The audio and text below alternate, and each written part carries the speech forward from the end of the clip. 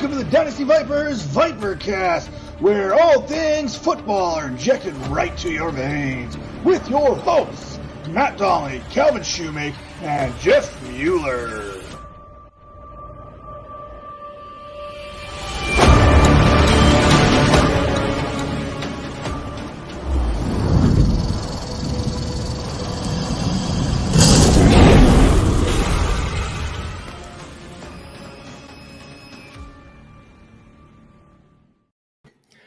What is up, and welcome to the Dynasty Vipers Vipercast. I'm your host, Cal Shoemake, and I'm joined here with Matt Donnelly as always. And this very special episode of the Behind the Grind series is brought to you by Carl's Jr.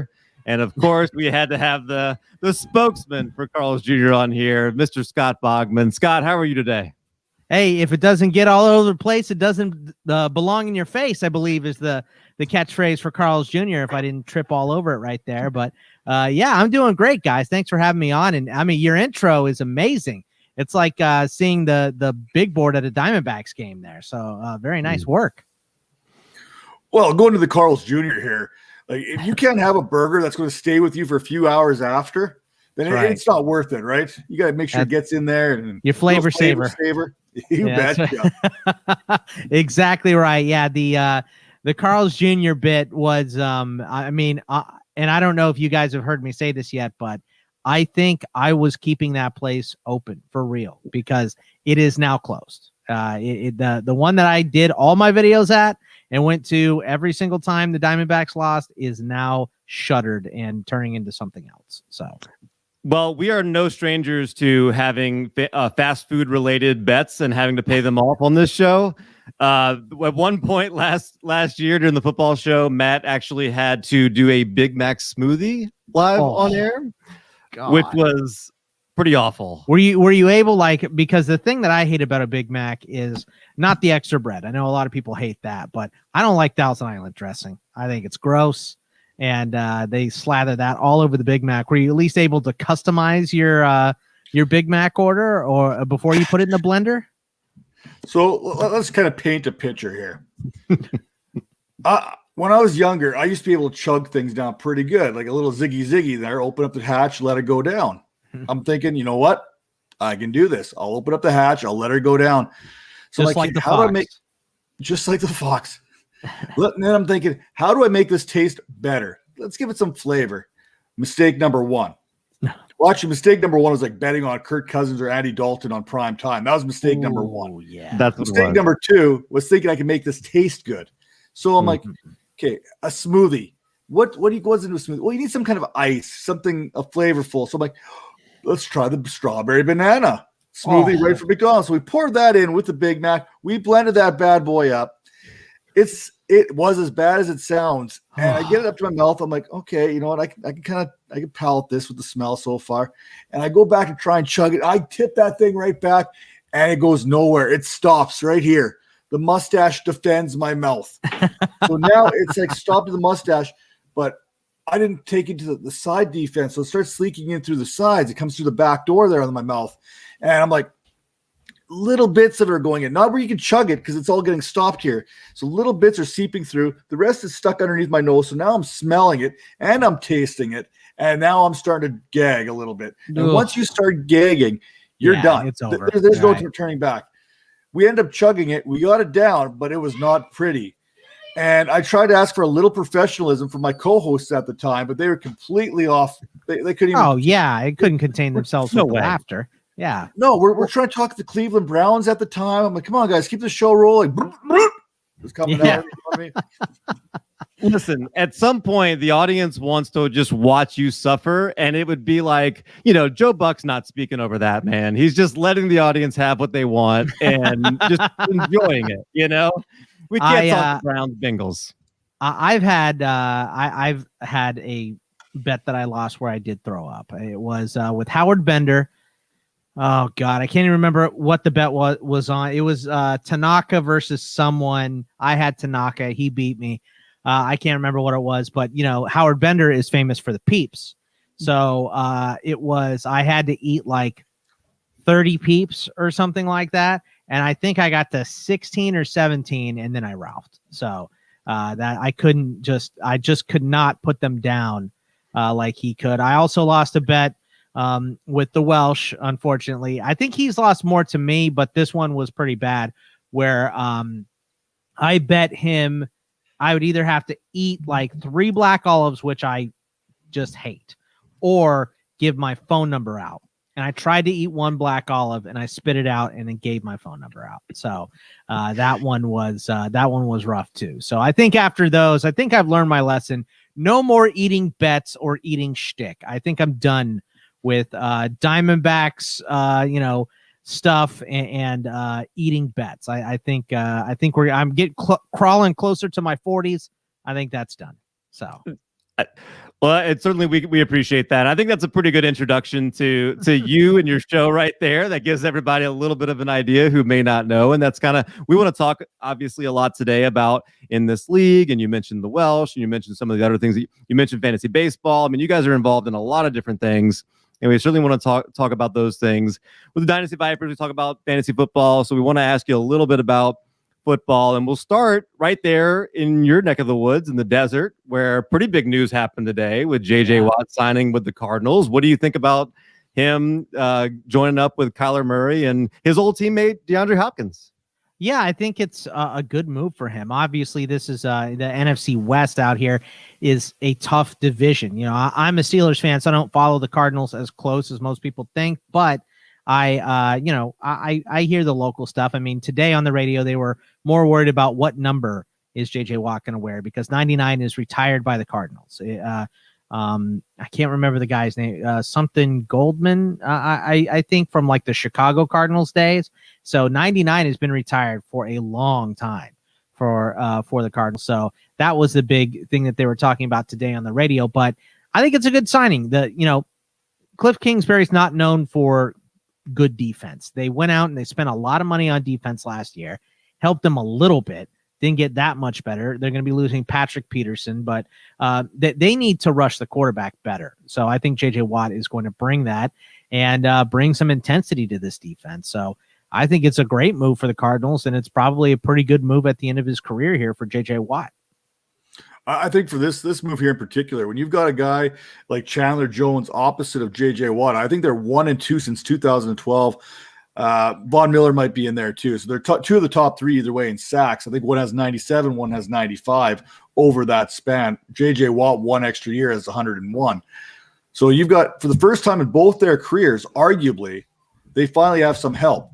Chandler Jones really hasn't had a partner opposite of him in the desert, and he never had anything in New England either. JJ Watt, he had Clowney a little bit in Houston, but we haven't seen him with that kind of help since then. So can these two, and JJ Watt also gives you that dynamic of an inside pass rusher as well. So right, you got to move him up and down, and Chandler Jones can come off either side. So it's going to be really interesting. I think this is probably why, realistically, why Russell Wilson had kind of said, hey, you know what?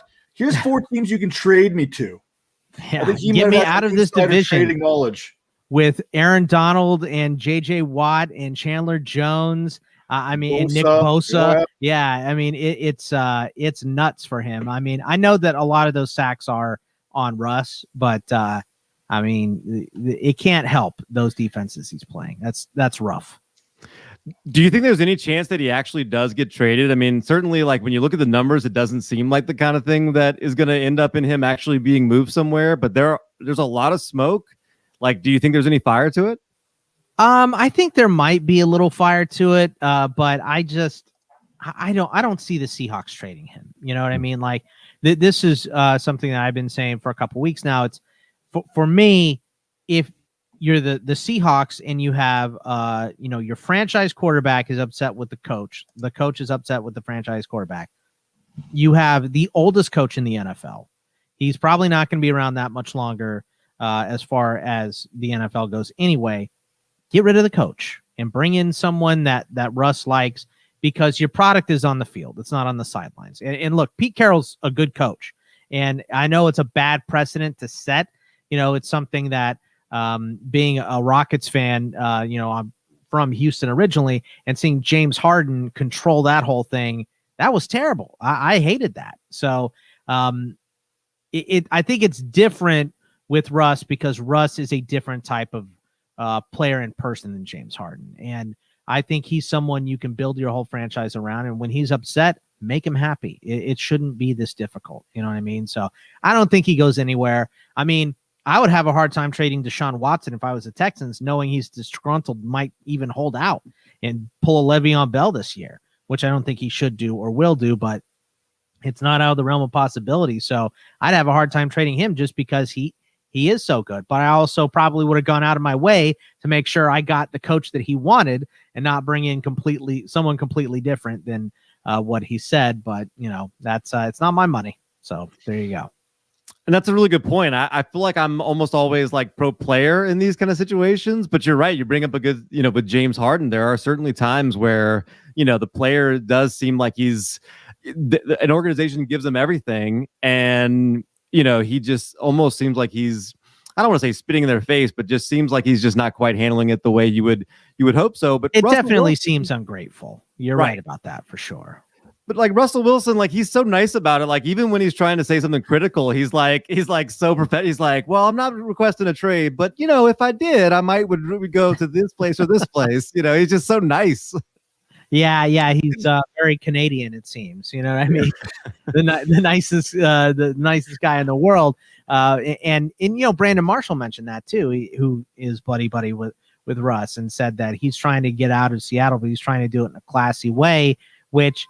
Look, if you want to get out, there's no classy way to get out. You just have to say, I want out of here. Get me out. You can't go half in. You can't pussyfoot around this. You got to go for it. Well, we talk about Deshaun Watson. He's kind of got that James Harden approach. Russell Wilson's kind of got that, maybe if you're comfortable in your relationship and your wife goes, who's the one here's a list of couple guys who are like movie stars that I would cheat on you with if I had an opportunity to do so. The hall pass. The hall pass. The husband's like, yeah, okay, because it's never going to happen. Well, Russell Wilson has essentially given the Seahawks his hall pass candidates, right? Isn't that not kind of how it goes? It's like, it's not going to happen, but if it did. Yeah. You said hall pass. I was thinking O.J. Simpson, look, if I did it, this is where I'd want to go. You know what I mean? But I guess my mind is screwed up. It works in weird ways. Hey, well, you're on the perfect show for messed up minds. Good. Well, and it's the right week. I don't know if I'm coming or going. Well, it is the right week. Yeah, you hit it. Calvin, off to you. Yeah, it's the right week for it. I mean, you're joining us here right during the middle of Hell Week, and that's you guys call that when you're breaking down every position in fantasy baseball this week. But what the amount of preparation that it must take to be able to get ready for a week like that just must be unreal. Like what all goes into behind the scenes on getting ready for a week like that? Well, the biggest part is, of course, just doing the ranks. You know what I mean? And football ranks, I'm not going to sit here and call them easy, but they are, if you're not doing IDP, which I do IDP, and you're not doing rookie stuff, which I also do that too. But if you're not doing that stuff, just ranking quarterbacks, running backs, wide receivers, tight ends, not bad. In baseball, you got to do catchers first, second, short, outfield, starting pitchers, closing pitchers. And then you have to put all of them into a, overall rank, which I never really liked overall rank anyway, but I think I hate it more now that I have to do it, because once you get past like the first 10 rounds in a baseball draft, you're really building off of what you've already built.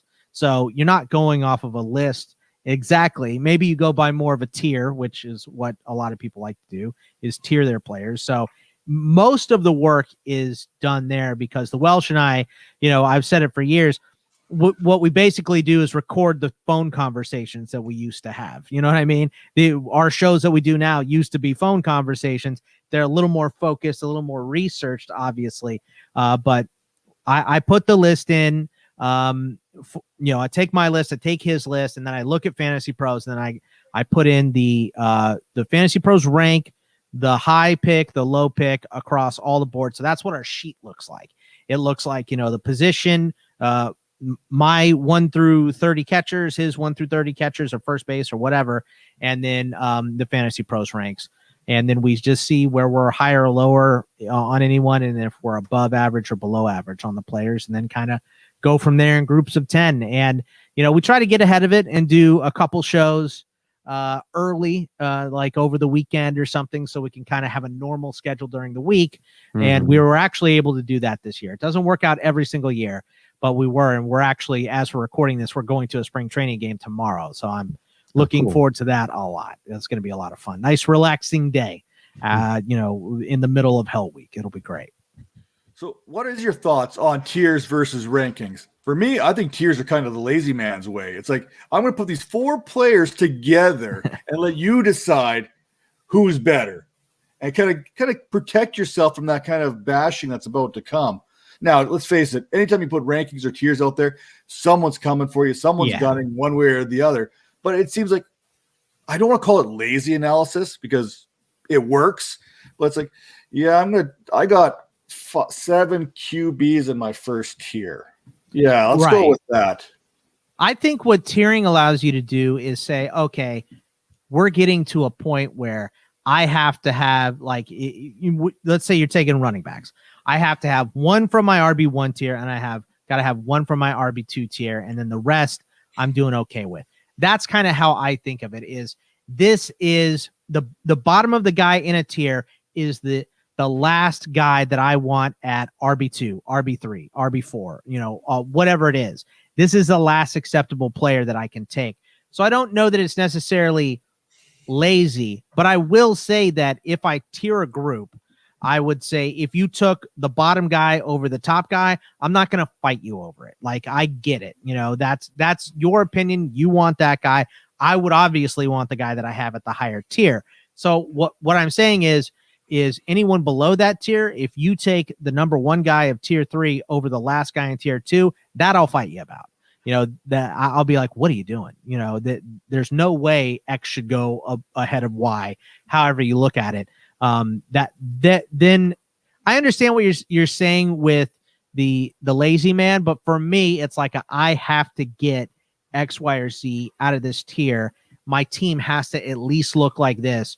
So it helps me find a minimum. My worst team would look like the bottom guy in each tier, and can I live with that? That's kind of how I go about it. So that's probably enough football talk for the day and enough actual analysis. If anybody actually wants to go see a lot of your work, like you do a lot of great work over in this league, and we'll talk a little bit about some of your off-season stuff over the course of our conversation here today. But let's get into some stuff that's a little bit outside of the typical who's your, who do you have in your tier 1 or whatever it is. And let's just talk about like Scott Bogman. So like, let's just say you are either a closer coming out the 9th inning, Mariano Rivera's got his inner Sandman that comes on when he's ready to go out to the field. What would your intro music be if you were in that Piece of P always kills me because my favorite band is The Offspring, and I'm just not a big music guy. I know it's insulting to a lot of people that are huge into music and have a super big passion for it. I just don't. I'm sorry. I like TV and movies and sports. Like, that's kind of, and obviously fast food. If you see any of my videos or face, you can tell that I'm big into fast food. So, I don't care about music as much, and I'm not passionate about it as other people are. So, off the Offspring and Smash off of the album Smash would be my closer song. If I was running out to the mound, I mean, I would be winded halfway to the mound, but if I was running out to the mound in a closer role, that's absolutely what I come out to. I love the fact you mentioned running out to the mound. So the next question, we are in NFL draft season right now. Who would have the better combine, you or the Welsh? Ooh, the better combine? Yeah, I mean, the Welsh is 6'4". You can't teach height. You know what I mean? So he's also lost a ton of weight recently. He's dropped like 50 lbs. So I would have to say the Welsh would probably have the better combine. He would definitely run a faster 40. He'd be able to jump higher and all that stuff. Yeah, I mean, he would have a better combine than me for sure. Is he trying to get a TV gig or something? Like, what is he doing? Why does he need to lose those 50? I think he's trying to stay alive. Okay. That's get 1 foot out of the grave. You know what I mean? So it's being fat guys, you battle with your weight your whole life. You know what I mean? And he's trying to not make it as much of a battle. Once you make that stuff routine, I've lost weight before. You know what I mean? I've fluctuated a little bit. I'm as close to as fat as I've ever been right now. But yeah, he's just trying to, he's got 2 kids. He's just trying to stay alive. So I like the fact you pointed that out. I got a Fitbit.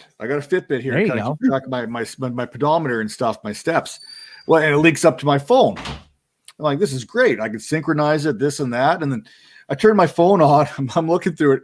It's literally calling me obese. My phone is calling me obese. We have officially been taken over by technology when you're not even offended being called a fat guy by your telephone.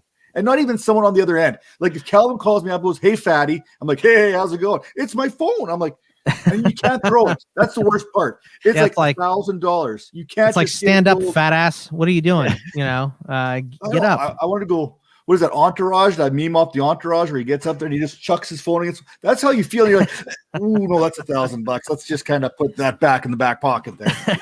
Yeah, it's not worth firing it into the wall, but because if you get that mad, I mean, just take the Fitbit off. You know what I mean? Like it's not it's not something you should do. I mean, I've had a Fitbit before. Obviously, I lost it or something happened. I don't know where it is now.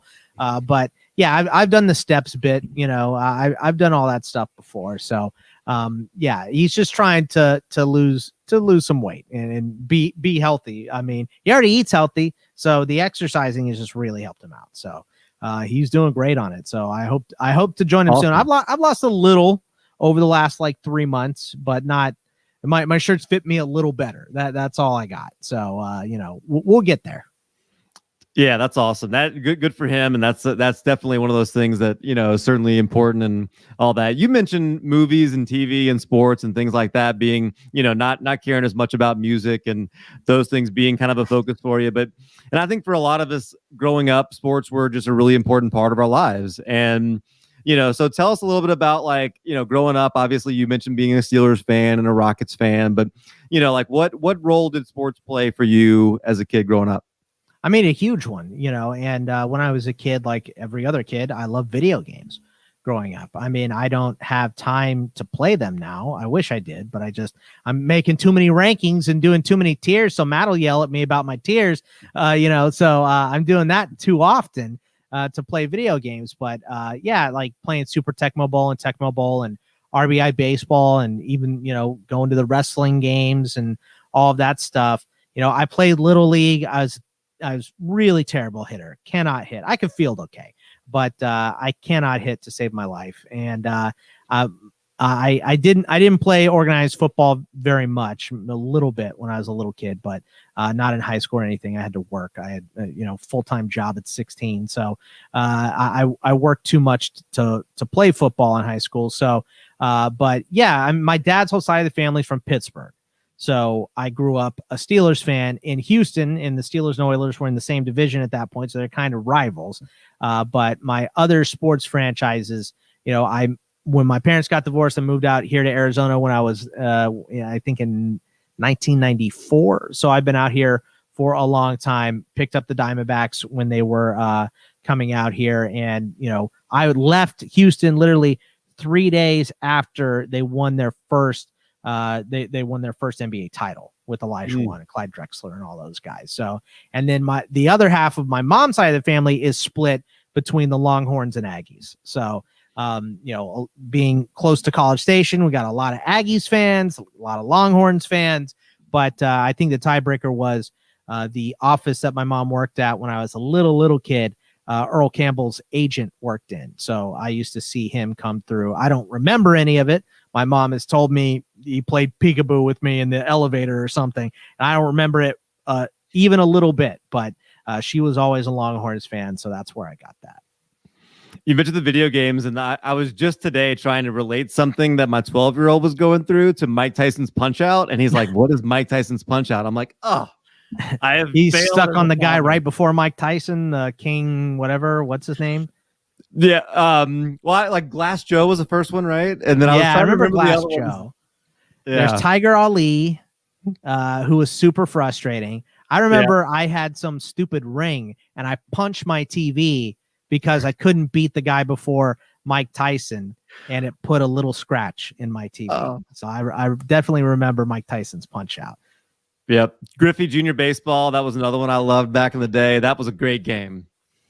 The college football game. Did you guys play that? That was like my obsession. That's a game that, like, once that went, that was kind of the end of my video game playing days. Like when I had a roommate back in the day, we used to play seasons of that game, the NCAA game, and go through the recruiting and all that stuff. So as soon as that game went by the wayside, I was pretty much out at that point as far as video games go.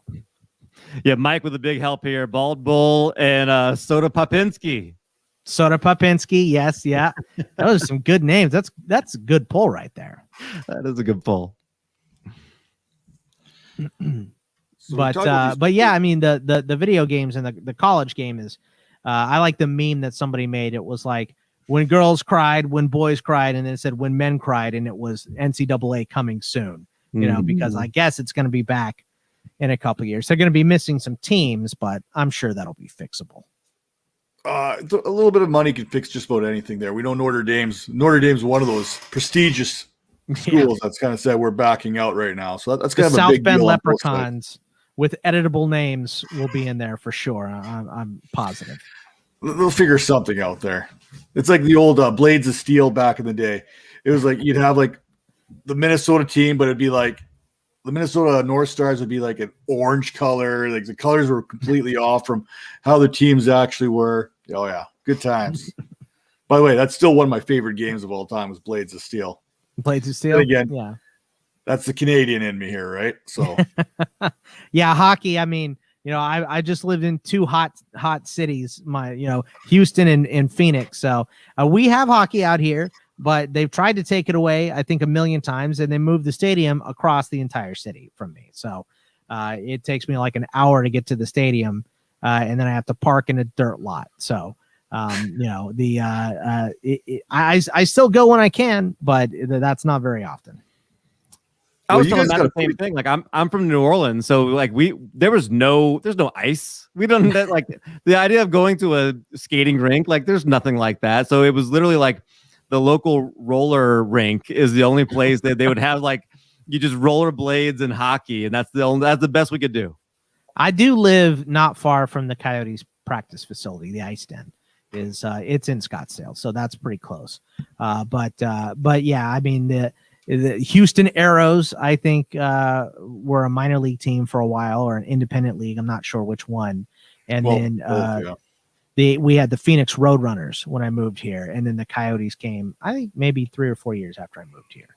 So 97 or 98. Does that sound right, guys? I might be getting that screwed up, but probably a little earlier than that, because I remember watching the Winnipeg Jets leave for Phoenix, and it was absolutely heartbreaking up here watching the Jets leave. A good friend of mine, a guy I talked to, have talked to before, Shane Doan, big part of the Phoenix community down there. For those paying attention to hockey, one of my favorite things ever, seeing Beast Mode on skates.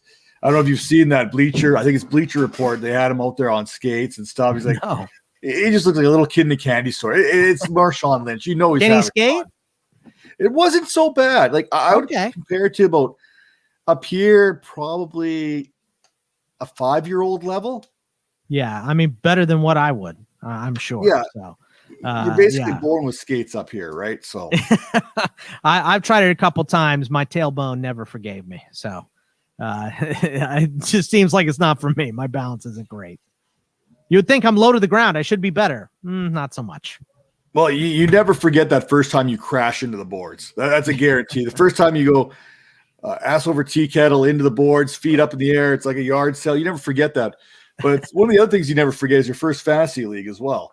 Do you remember your first fantasy league? And like, well, for yourself, I see that you're into college football, pro football, probably basketball. I don't know, baseball, fantasy baseball. I try to get into fantasy baseball. There's way too many things there for me to pay attention to. But can you remember what that first league is? And is there like a league of record that you kind of reference as that's my league? That's my one draft every year. I'm not going to miss. I have both of them. So I'll do the second one first. The league that I probably pay the most attention to is my home league that the Welsh and I have done for about 15, 20 years at this point. So that that league, we hit the reset button on it, like I think in 2019. So we drafted all the new teams in 2019. Then we didn't know what the hell to do last year. So I just did a one-off league last year, and we kept the same player. So I got to get that organized for this year and get the draft set and all that stuff and make sure everyone is ready and ready to go back into it and everything, since 2020 really screwed everything up for us here. But I remember my very first fantasy league. It's a funny story, and for those of you listening that have heard it before, I apologize. But it was MSNBC was doing a salary cap league, and I was, I think, 13 or 14 years old. So I had to use my allowance to pay for this team and use my mom's credit card and all that good stuff. And so you fill out, it's a salary cap game. So you fill out your roster, but if you wanted to buy a new player, it costs $5. If you wanted to move a player from your bench to your starting lineup, it costs $2. And this is before the internet. We didn't have the internet at my house. And if we did, it was so slow, there was no way I was going to be able to make my moves there. So I had to call the 800 MSNBC fantasy baseball line and talk to a live operator anytime I wanted to make moves with my roster. So I was doing that. I want to say it was, I think I was 14, because I believe it was the year before the Diamondbacks fired up. So it must have been 97. So I had to call up, and they would play like classic baseball recordings in the background. Like I heard Bobby Thompson's Shot Heard Around the World a million times. I heard Lou Gehrig's speech a bunch of times while I was waiting on hold for an operator to say, okay, so you want to move Bobby Abreu down to the bench, or whoever, you want to move Todd Helton down to the bench, and you want to put whoever in, and then you want to make these moves too. And then they would mail me my standings. So every 2 weeks I got in the mail what the standings were, where I was, what I needed to improve on as far as runs and all that stuff. And that's when I wasn't putting it together in a notebook instead of doing my homework. You know what I mean? So that was my very first fantasy league, was a salary cap MSNBC game. So what year was that? That was 97, I believe. So 1997. So we played some high stakes games right now. We're paying $100, $150 up front. Boom, done. $150. How much was this costing you at the end of the season?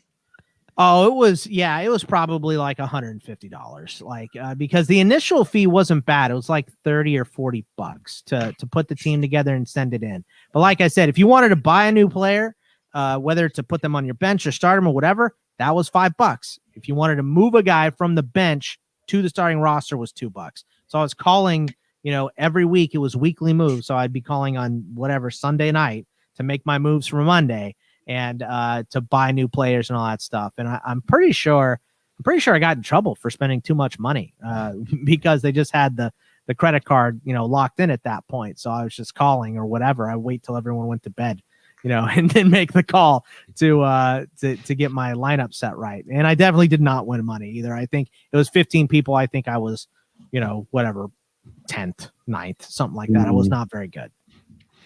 I love those stories because, I think it was the last time we were talking to Paul Charchian, and at his first draft, everybody had to bring 16 self-addressed stamps, and so that he could mail the standings after the end of the week to everyone. That was just,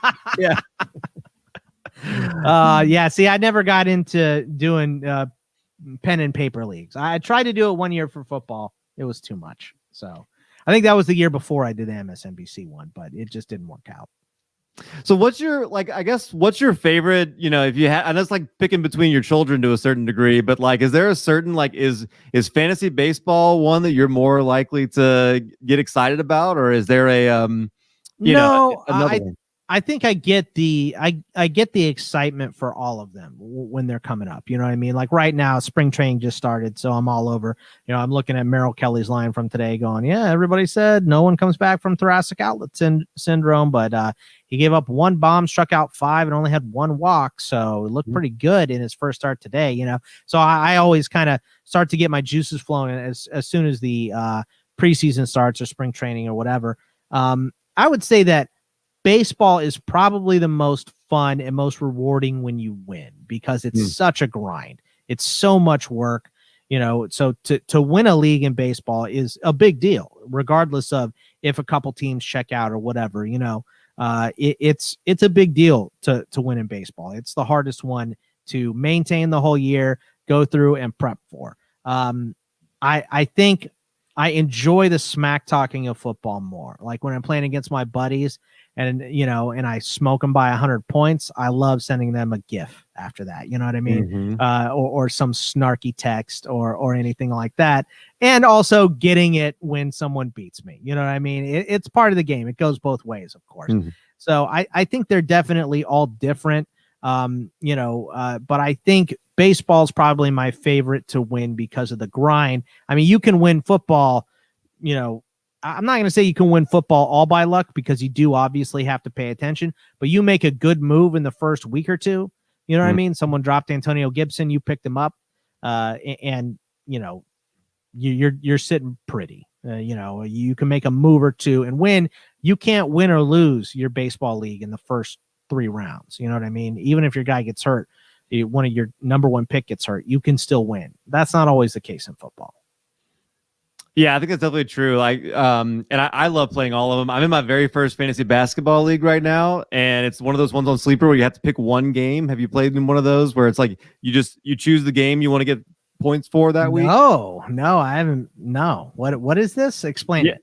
It's on Sleeper app, and it's fantasy basketball, and I hadn't played fantasy basketball in a long time, and I kind of wanted to get back into it. So a couple of the fantasy football guys that we know through Twitter were starting a league and like, hey, come play in this one. So I joined it, and you pick one game. So like I got Russell Westbrook, and I'm playing him tonight, I guess. Okay. Tonight or tomorrow. So I think he's got 2 games this week because it's short with the All-Star game, but like just in a normal week, you're just picking one game for him to play and say like, I want the points from that game. Okay, I see. So it's a matchup based. Okay, that's neat. Yeah, that's pretty cool. Yeah. It's inventive. At least it's something new in fantasy. So I like that. Yeah, and there's a lot of new things, and I think I'd kind of mentioned to you in the show. I think what you and Welsh are doing right there in this league was kind of unique, and there's not a lot of people who cover all the sports the way that you do. You've obviously got a lot of chemistry together, and you even I think found an interesting way to start monetizing it before a lot of people were really doing it that way.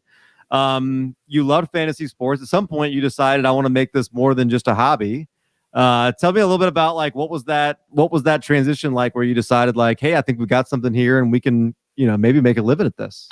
Yeah. So basically the way we started was we started just like an overall non-sports related, just everything kind of talk podcast in like 2008 or 2009. I can't remember, but we started doing that. We didn't really know how to advertise it. This is before, Twitter was enormous. It was something, but it wasn't enormous.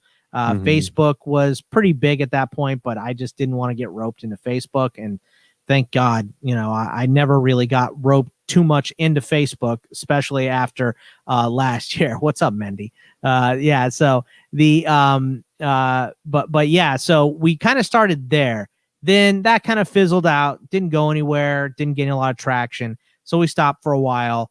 And then we picked it up. We started doing a baseball podcast just about baseball. We called it Off Base. We were doing that for a different website for, I don't know, 6 or 7 months. And then we just kind of decided, let's just go into fantasy. Let's try it. And I wanted to start with baseball.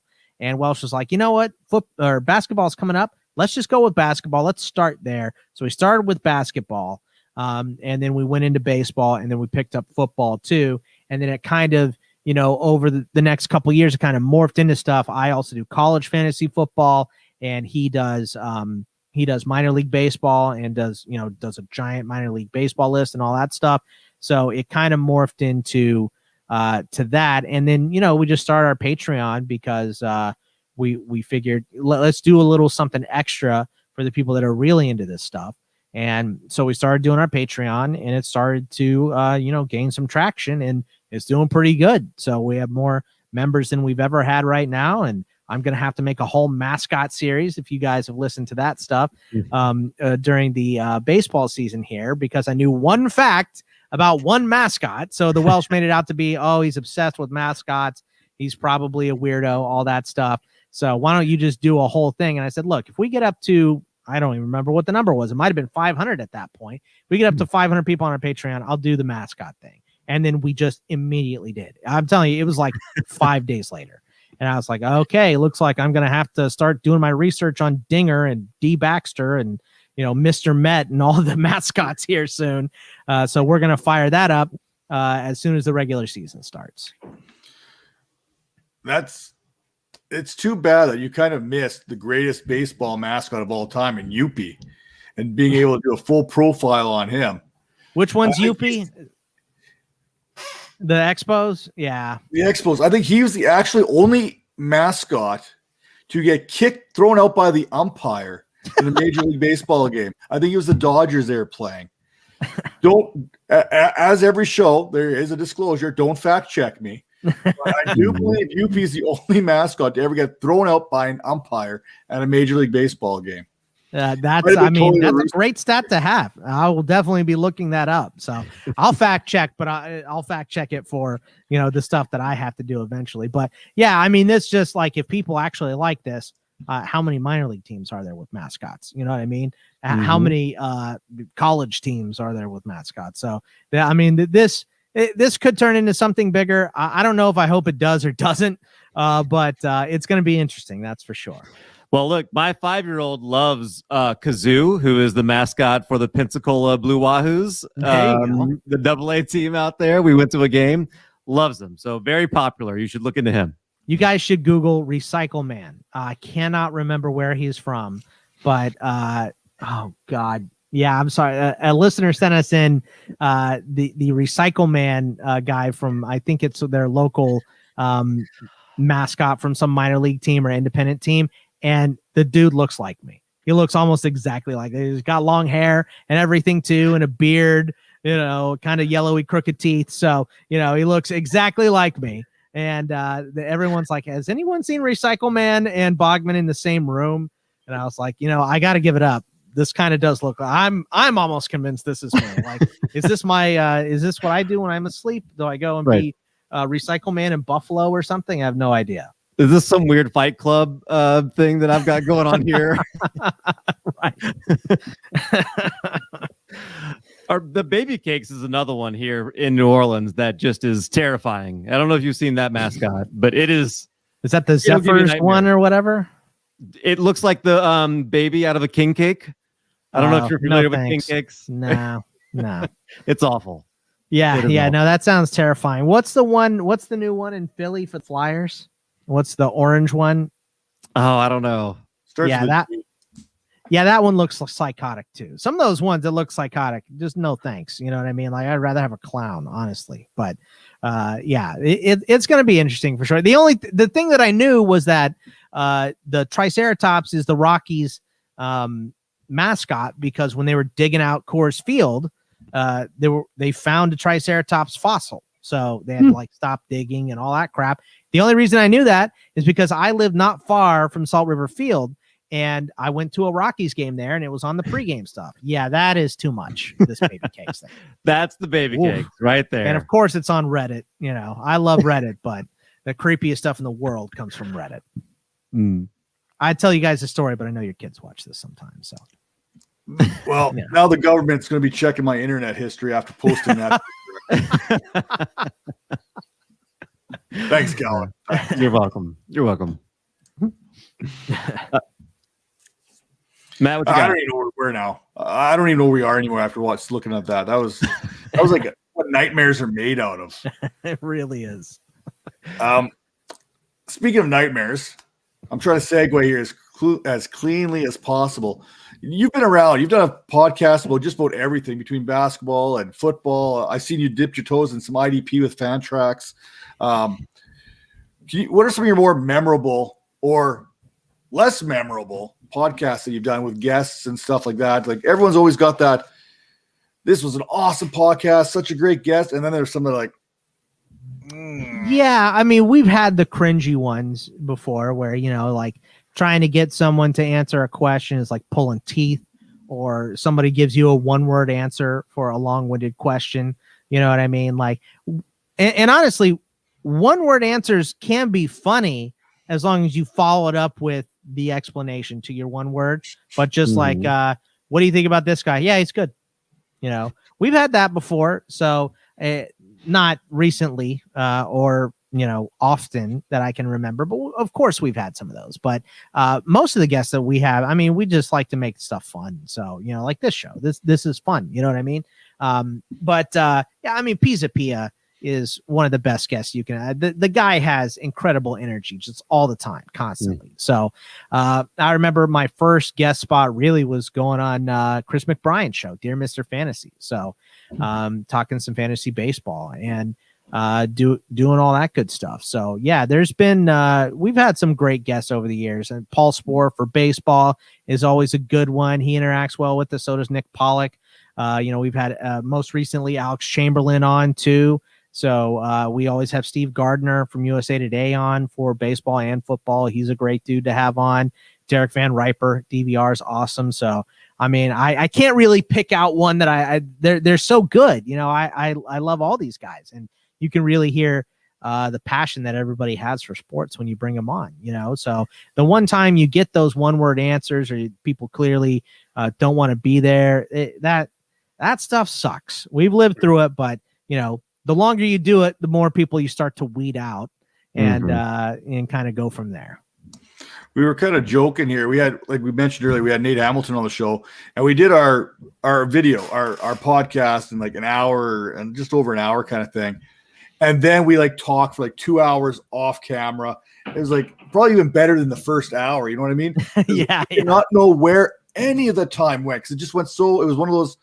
Oh, this is awesome. It was just like a bunch of guys sitting down at a coffee shop discussing sports and just kind of going from there. It was fantastic. Nate's such a good dude. I will here. Let me complain about Nate for a second, and he'll appreciate this a lot, because Nate and I, for whatever reason, have had the worst scheduling problems in the history of scheduling a guest, because I will invite him to do the show and he will say, I can't do it at that time. I can do it at this time or that time. And those are the times that I can't do it. So we went like 4 months down the road, just kicking the can one time to try to get him on, you know, I think it was the radio, because we do the Sports Grid, the 3-hour radio show every week on Saturday there too. And well, obviously it's not live. We pre-record it. So I was just trying to like find a window, like, Nate, can you do this then? Can you do this here? And we couldn't get it done. And he messaged me one time. I gave him like 3 weeks off. Then I came back with hey, this Thursday, I'm letting you know, like 5 or 6 days ahead of time.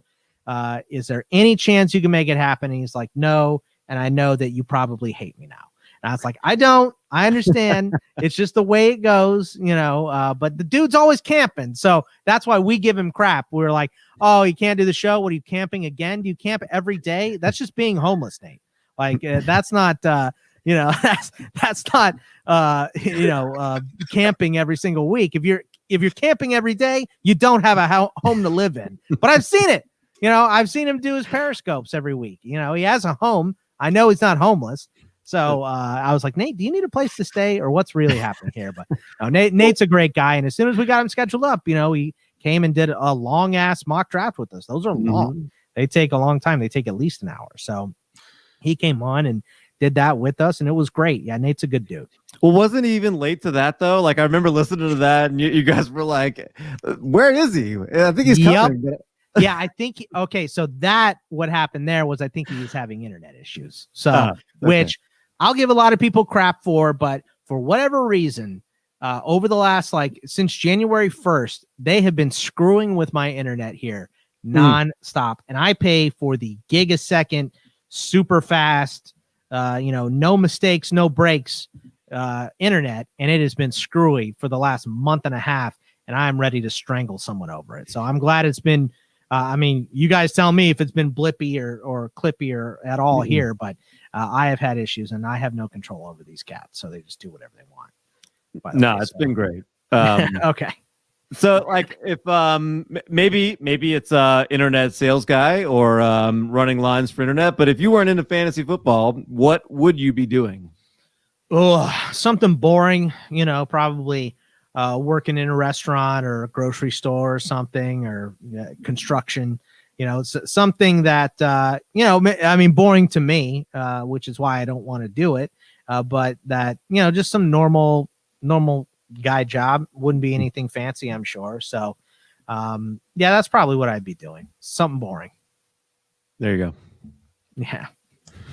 I wish I had a more exciting answer for you. I didn't have, I stuck with, boring restaurant jobs for a while. And before that, I worked in a grocery store. So that's kind of been my work history before doing this for the last 5 years. So, like, how boring are we talking? Like, how low would you stoop for yourself for a job? Would you be like cleaning out rat traps? Is that something that we'd be down for? Or that sounds gross. I don't think I would be working at an exterminator place because I'm a pansy not with rats. I don't care about rats, but like I have this like fear of roaches and beetles. And roaches are not as bad, but we get these things out here in Arizona called Palo Verde beetles, and they are enormous and they fly.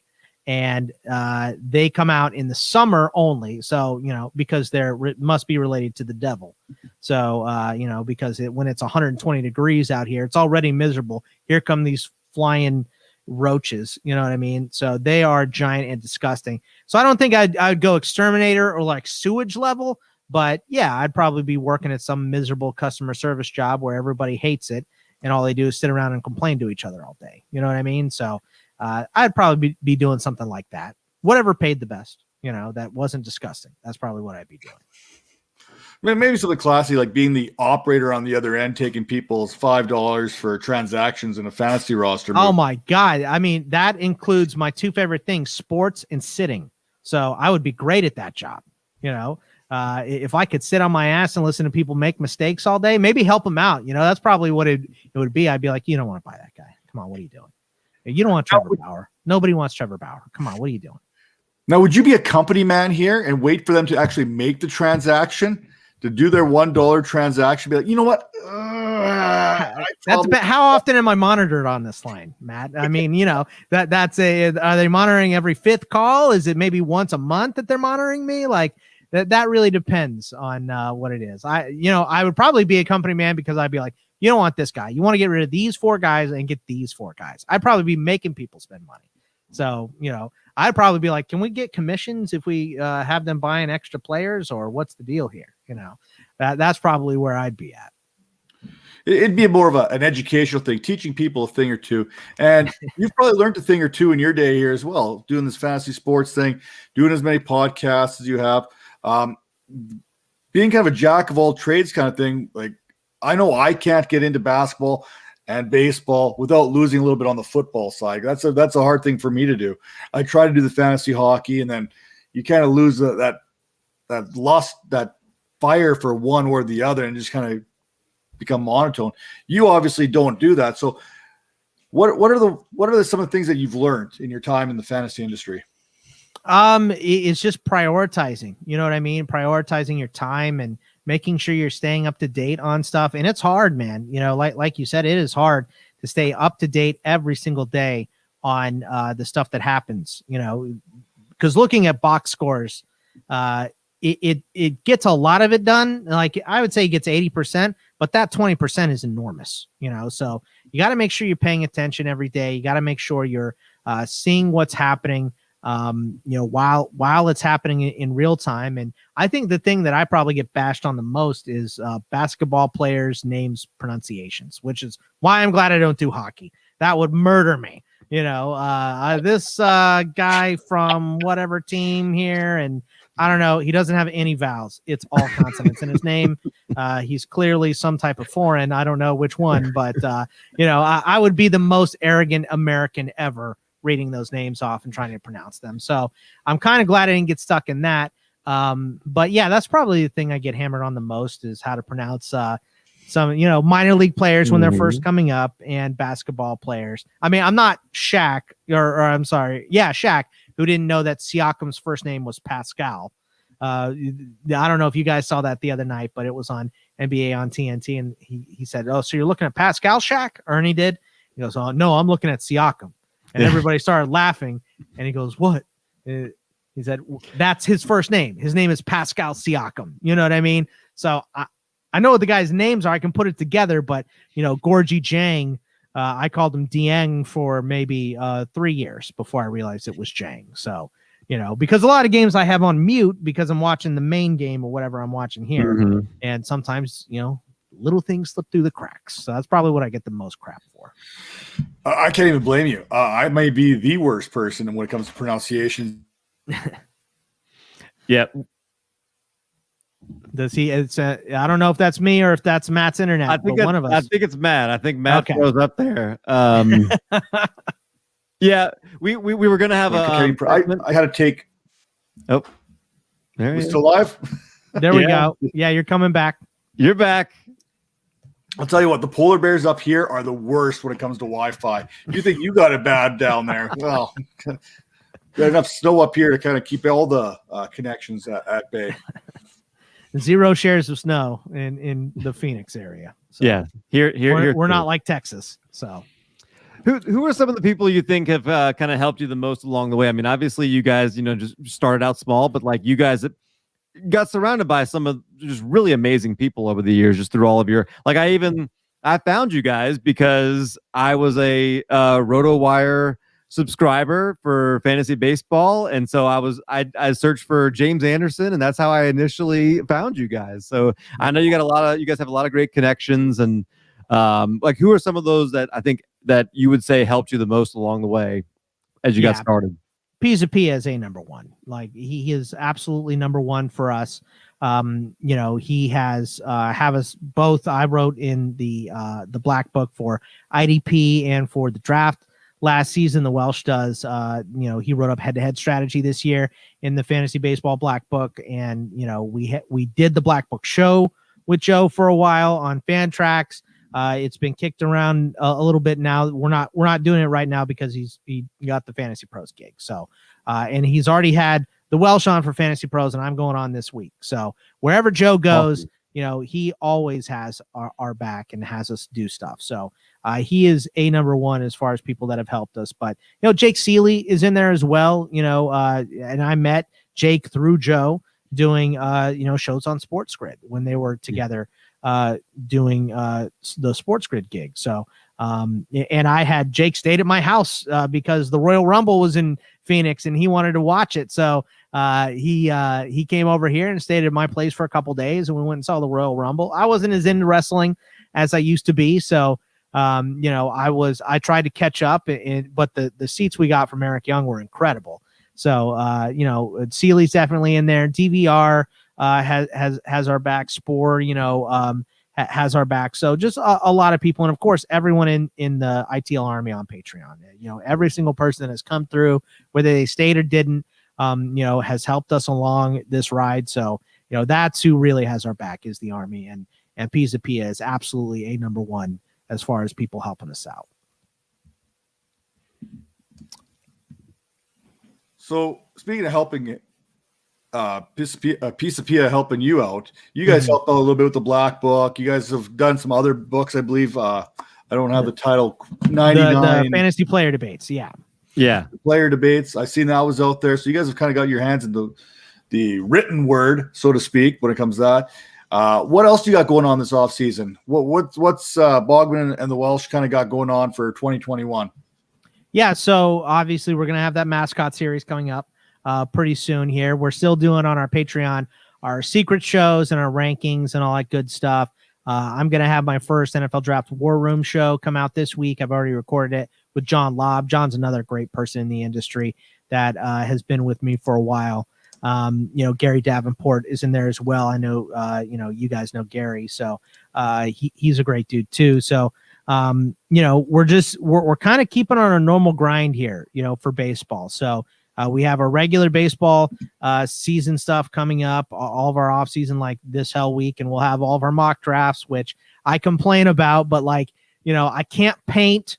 I'm not an athlete or anything. So putting those mock drafts together, that's my art right there. That's my art project, is finding a funny clip to fit in with a line is probably might be what I do best. You know what I mean? So thank God I'm not a surgeon or anything. I'd be terrible at that, but I can find you a nice, funny fart joke in a mock draft for sure. So, a line from Clerks or any Kevin Smith movie, I can drop in like nobody's business.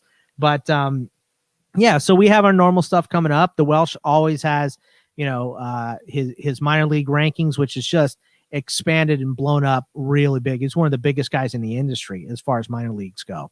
So it's unfortunate. I mean, he's kind of, in that depressed state right now because of COVID. You can't go on the backfields and see anybody practice anymore. You can't do that. You used to be able to just go walk through the facilities, see these guys before and after games, practicing and going through the routines and stuff. And that's where he got a lot of his film, was at inter squad games and all that stuff. And you can't do any of that crap now. It's everyone's locked down. I think I'm going to have to wear a spacesuit to the spring training game tomorrow. So we'll see about that. But yeah, that's, normal off season. I'll have my NFL draft stuff coming up in the War Room pod starting this week. And it'll be on every single week leading up to and past the draft. So because I like ranking guys going into the draft, but it serves like, I know not everyone's going to be able to see me because it's a podcast, but people who are watching, the ranking before the guys are on a team, it's helpful, but it also, you can crumple it up and throw it in the trash as soon as they get drafted. You know what I mean? Because obviously your whole value as far as an NFL player is it's going to really depend on where you go. Look at the craziness that went on with Clyde Edwards-Helaire last year by being drafted. He was not number one on most people's boards at all, but going to the Chiefs and the best offense in the NFL, skyrocketed his value. So there's plenty of guys in this draft that could do that. So obviously my focus is more of getting a rank out post draft to where these guys are going to land for your fantasy team for 2021. Yeah, I love that. And this is over right at an hour. And so gosh, so many things about the NFL draft there. I would love to ask you. I know Matt does a lot of pre-draft rankings, and we got a whole magazine that we're coming out with where he's doing a lot of the nice. A lot of profiles and things like that. Really, some other really smart people in there. By the way, I'm sorry. I just had a couple names pop into my head. I did mention because we haven't talked about basketball much. I didn't mention the basketball guys, Jonas Nader and Dan Bespris, I do a show with every single week called The Real Big Three. Dan works at hoopball.com, which Aaron Bruschi, another guy that has helped us out a ton, used to work at Roto World. And Dr. A was the first, Steve Alexander from now NBC Sports Edge. I keep saying Roto World, NBC Sports Edge now. He was the first guest we ever had on our show. So I didn't want to get out of this show without mentioning those guys. So sorry I forgot them, but we just weren't talking a lot of basketball. So they probably already emailed you. I mean, they probably already sent you a message. How did you forget us? But what would you? The last question that we'll really ask you here is just if you had some guys that are in the industry that are trying to make it and just trying to kind of make a name for themselves, what would be some advice that you would have for them? I mean, you got to make it your own thing. You know what I mean? So because you can go to many, many different places, sites, blogs, whatever, vlogs, all kinds of different Patreon places. You can go wherever and find the hard stat information that you're looking for. So do your shows the way you do everything else when people aren't looking. You know what I mean? So make it your own. Like I said, for the Welsh and I, it's basically taking what our phone calls are, where, we'll yell at each other over a player on the phone. You know what I mean? So it's the same crap that we would be doing in private, we do on the show. So like I said, a little more focused and organized, putting a show sheet together and all that stuff. A lot less free flowing, but we'll be doing, we'll be on the phone. He'll be driving or I'll be driving and he'll be looking up stats on a player I'm arguing for, or I'll be looking up stats for a player he's arguing for. You know what I mean? So make it an extension of yourself. So, that's what you really need to bring to the table, because that's going to be different than what everybody else has. And that's what you need to do. Yeah, I like that. It's true. We've seen that. Those who've been the most successful have kind of had their own little niche out there. They've kind of molded. And I love that all these stories that we've been hearing through this whole series, it's people putting in hard work from the get-go. Very rarely have we had someone that all of a sudden, you know what? We're going to start up a Twitter and boom, we're at 10,000 followers overnight. I mean, it doesn't still happen not at 10,000. So not even close. So yeah. And that's it. But you've had a very successful career. You've been able to make a bit of a living out of this. I think that's what a lot of people aspire to do, is trying to get to that point where they can make a living. Even James Coe. If you have to understand the business side of this whole industry as well. You're going to be doing a lot of work for free. There's going to be. Take any kind of internship. If you get an opportunity for writing, or, hey, you know what, Bogman and the Welsh want to have you on every once a week or once a month on their show, take that opportunity to do that. Get that name. It's not going to come easy. Another guy that I forgot to mention for no reason at all. I was texting Bubba earlier today, so Casey Bubba does the radio show, the third hour, with us every single week. He's a great dude, one of the best. And we're going to be doing a Line Star gig pretty soon with him too, which Joe got both Bubba and me and Welsh. So, everything comes together. So, stick your neck out for people and work hard. You're absolutely right, Matt. Sorry, I didn't mean to cut you off. I just no, absolutely. Yeah. I think there's a lot of truth in all that. And I think people take for granted how easy it's going to be. And it's not. It's a grind, hence behind the grind. You have to put the work in.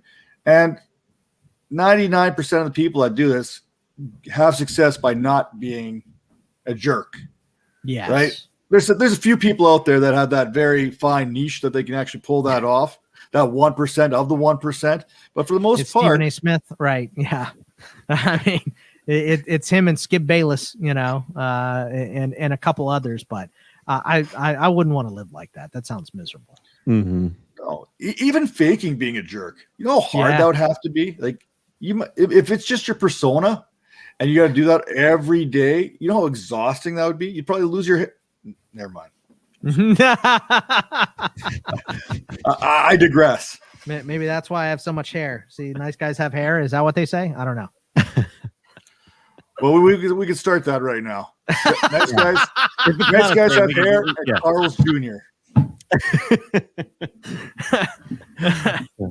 Nice guys have hair and weight issues. That's what they have. So, well, I got 50% of it, so we're okay. You're making up for it on the mustache, though, Matt. There you go. That's honestly probably at least 15 pounds right there. I have to say, that's going to be at least 15 pounds of my weight issues under the lip.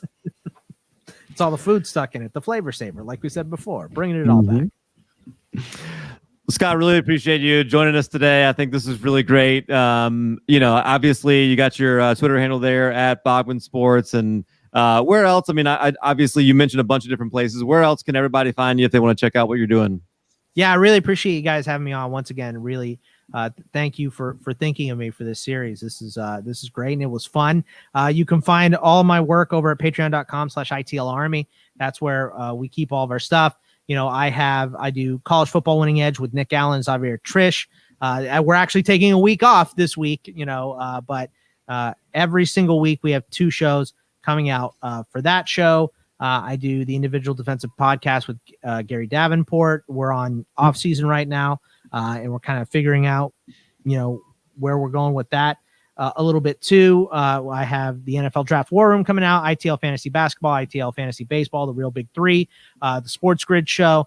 So Line Star is coming back soon. I just did that for football with Joe. I'm going to be doing baseball with Welsh and Casey Bubba as well. And I think that is pretty much everything. College fantasy, ITL college fantasy football will be coming back after the draft as well. So I gotta go take a lozenge because I never shut up and I never stop talking into a microphone. Because I do so many shows. Do you ever give Gary? I'm sorry, be like, hey Gary, should this guy be a defensive end? Well, what do you mean? Should this guy move? What do you mean? Yeah, because I know he's got his hands full there. I think he was so wait a minute, Matt, is this you kind of greasing me up to get him to move someone for your fantasy league and their position eligibility? So I mean, because I have an in with Gary, you want me to get him to move stuff on what is that site? I can't even remember which one it is. MFL? I think he's with MFL. Yeah. But the thing with Gary is I think he's got his DMs open just about anyone. So he's almost asking for it at that point. Yeah, he definitely is. Yeah. I don't typically mess with him with that. So because when we're doing the show for Fantrax, we just go based off the Fantrax eligibility. So which he does help with too, I think sometimes. So but I mean, if there's someone specific, you can you can hit me with a DM, Matt, and then I'll give you my Venmo and we'll see what we can get done for you. So there's ways around things. That's right. Grind and pay me off. Those are my things. So Did you say a Venmo or did you say a 1-800 number I needed to call? You know what? Whatever I got working that day. I told you I like to talk. So that's probably where I'd actually be working, like you said, an 800 number. So maybe on the spicier side. Who knows? Hey, Bogman, it's Dingus here. Yes, what do you want? I need to call in something. He's like, it's $5 if you want a brand new player. It's $1 if you want a transaction. I would sound more like Jay Chandrasekhar in Beer Fest, So I know PG-13, so I won't say his lines, but you can go look it up if you're wondering what I'm referring to. So. Well, I think it was a lot of fun. I really appreciate you stopping by and joining us for an hour and talking some fantasy, talking the history of fantasy, you guys' history a little bit. And I definitely, for anybody watching and listening, you can find me at Calvin and Hobby. You can find at Matt Donnelly, and then there's a number. It used to be at Dingus. What is it now? At Matt Donnelly 45. FF. We're professional now. It's Matt Donnelly FF. I don't even know. You changed your name. I can't get it right anymore. And make sure you're subscribed to our YouTube channel. And, we've got a lot of great content, a lot of great interviews. In the middle of our team series, we got about 8 teams left to do. And that's been a lot of fun over the off season. So, for Matt, for Bogman, for the Dynasty Vipers, we appreciate you joining in, and we'll see you next time.